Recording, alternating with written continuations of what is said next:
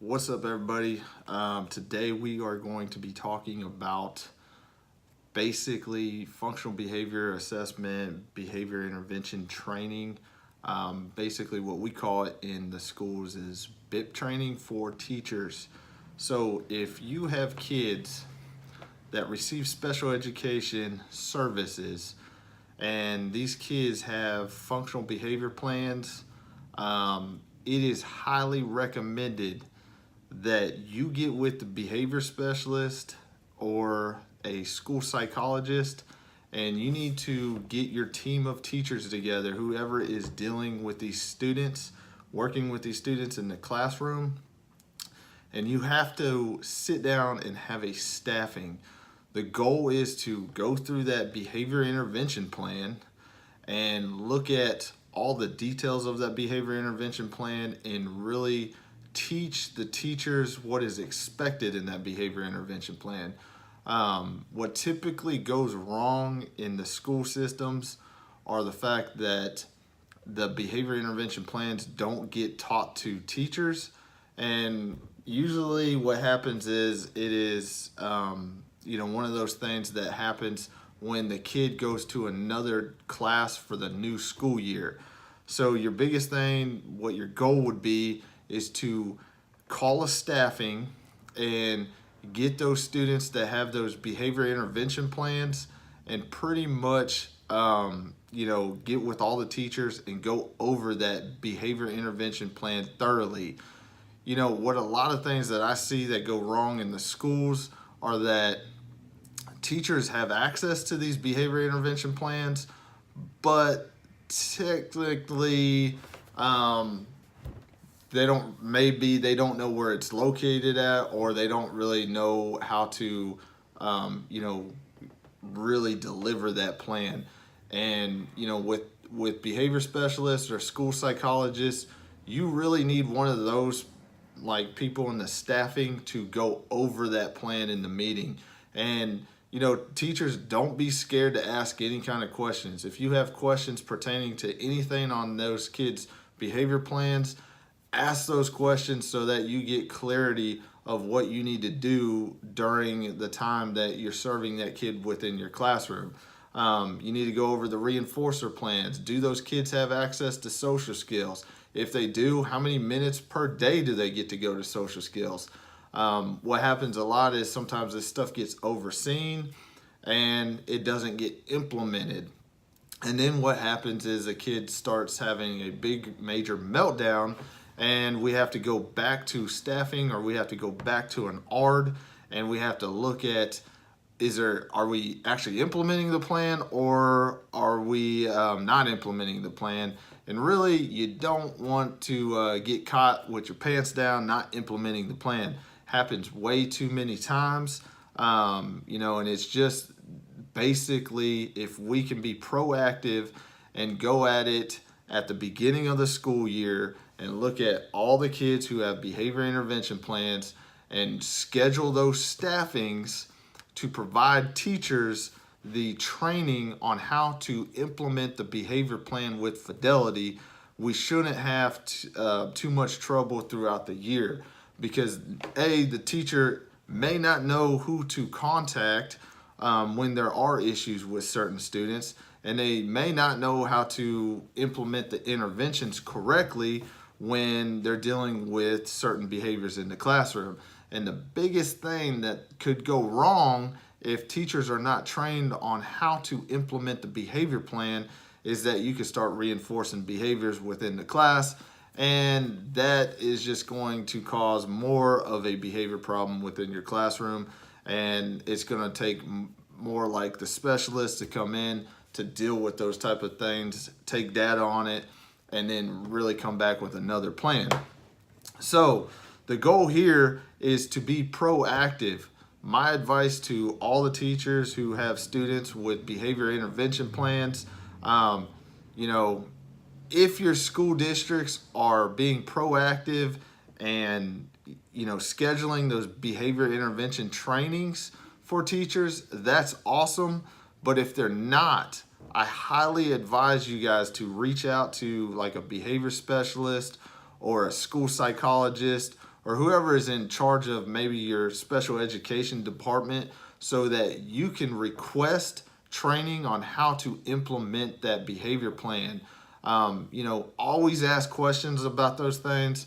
Never be scared not to ask questions, because a lot of times, some of these behavior intervention plans can be tough to implement, and you really need to have a thorough understanding of what that plan entails and what kind of plan of action that we're going to go with in the classroom. The other thing you need to look at, where I see what goes wrong, is accommodations.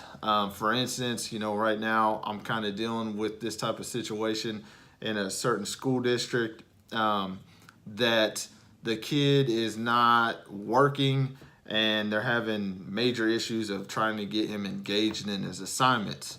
Well, typically when a student is having problems with work-related type behaviors, or where they're not engaged in the activity, and there's already a plan in place, I usually am going to look at the accommodations, because most of the time the accommodations or modifications are not being implemented correctly, if they're being implemented at all.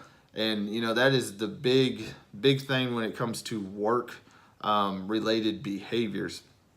And again, that happens because the collaboration amongst like special education teachers and general education teachers it's just not happening. And I don't know if that's just because maybe some school districts are, teachers are just getting spread way too thin. And, I know there's a lot of things that happen on the daily basis with teachers, and, you guys get busy, but in theory or ideal, the special education teacher needs to be collaborating with the general education teacher, so that they can get with those teachers and really figure out where the accommodations, what kind of accommodations these kids have. Is it shortened assignment? Is it a modification of the curriculum?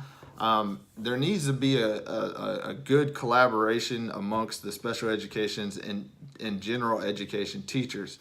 A lot of times I don't see that in school districts, and it's just, I think it might be just a communication error or something like that. But that's what happens when behavior starts getting out of hand, when these kids already have plans, is that we just have to be aware of the students' accommodations, modifications.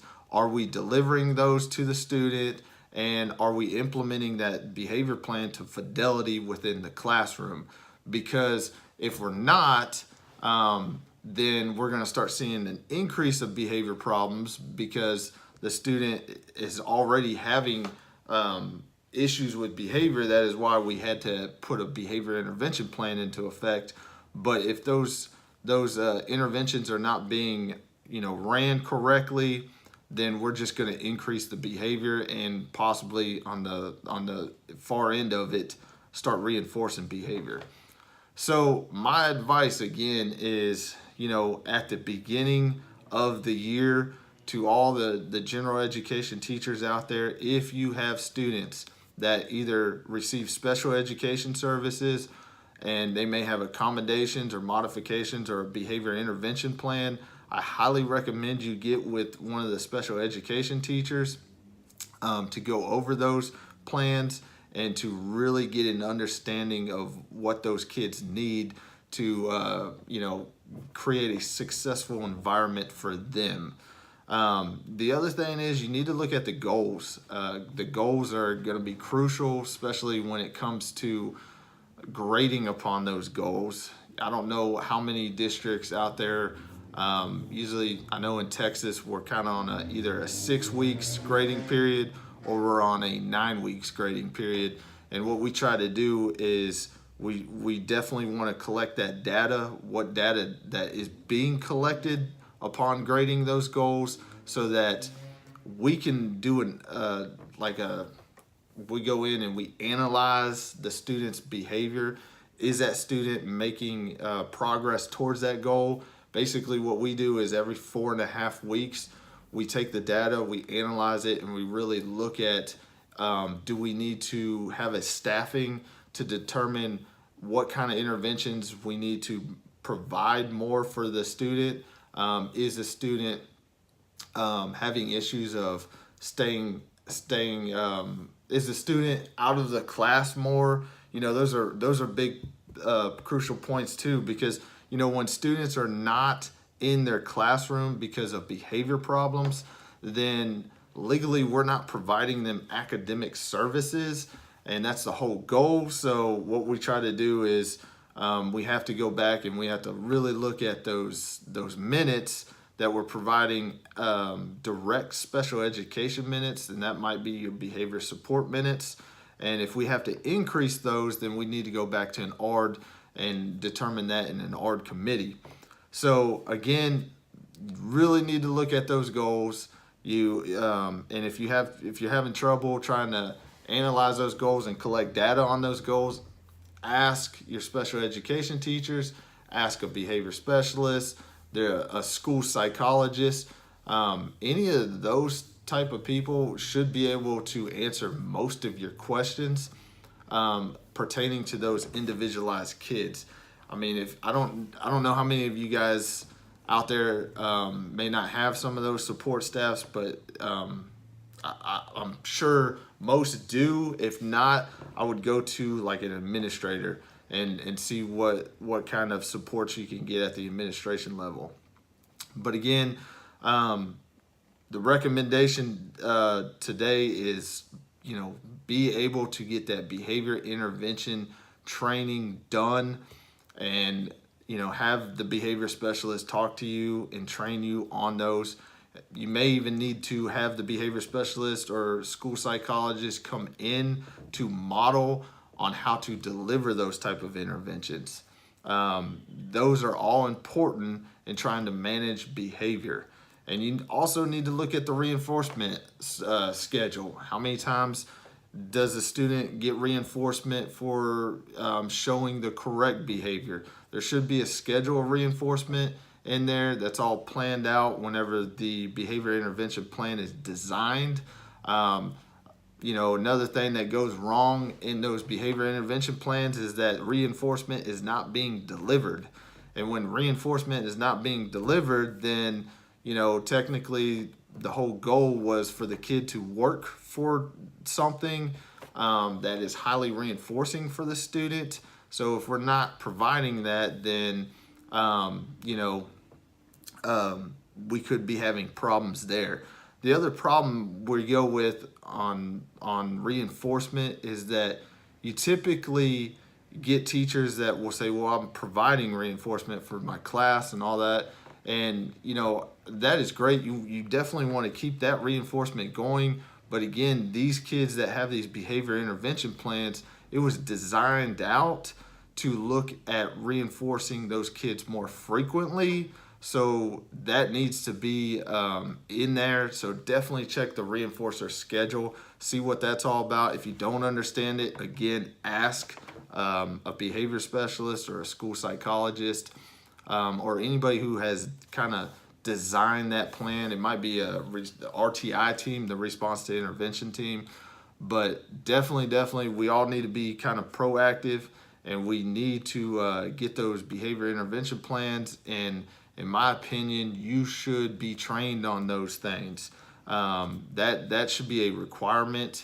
I don't know if that's a legal requirement, but in my opinion, that should be a requirement of the school or the district that you are working in, that when students have behavior intervention plans, you need to be trained on those.